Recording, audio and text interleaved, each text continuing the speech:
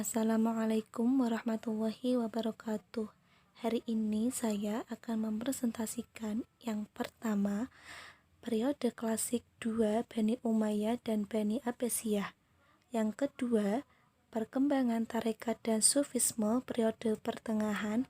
Yang ketiga, sejarah peradaban pemikiran Islam periode pertengahan. Tema yang pertama, periode klasik 2 Bani Umayyah dan Bani Abbasiyah. Nama dari Umayyah berasal dari Umayyah bin Abdi Syam ibnu Abdi Manaf, yaitu salah satu pemimpin kabilah Quraisy di zaman jahiliyah. Dinasti Umayyah didirikan oleh Muawiyah bin Abi Sufyan dan berkuasa sejak tahun 661 sampai tahun 750 Masehi. Dengan ibu kota Damaskus, ia juga mengganti sistem pemerintahan Muslim yang semula bersistem demokrasi menjadi sistem monarki heredity atau kekuasaan turun-temurun. Pendirian Bani Umayyah dilakukan dengan cara menolak Ali menjadi khalifah, berperang melawan Ali dengan melakukan perdamaian atau tahkim dengan pihak Ali yang secara politik menguntungkan Muawiyah.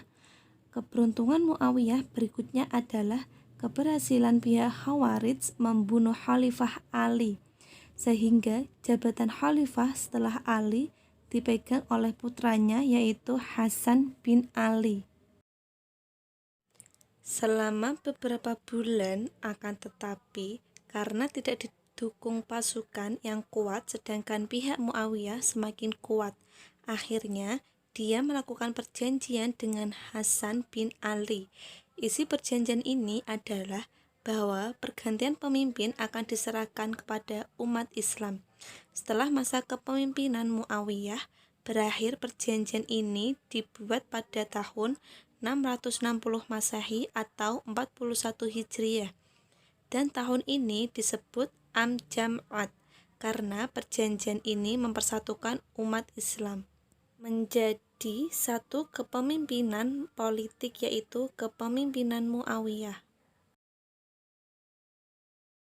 Tema yang kedua, perkembangan tarekat dan sufisme periode pertengahan.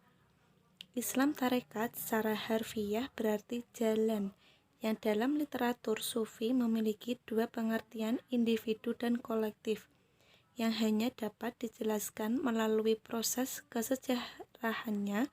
Tarekat dalam pengertian pertama adalah suatu metode kerohanian untuk memberikan bimbingan spiritual kepada seseorang salik dalam mengarahkan kehidupannya menuju kedekatan diri dengan Tuhan.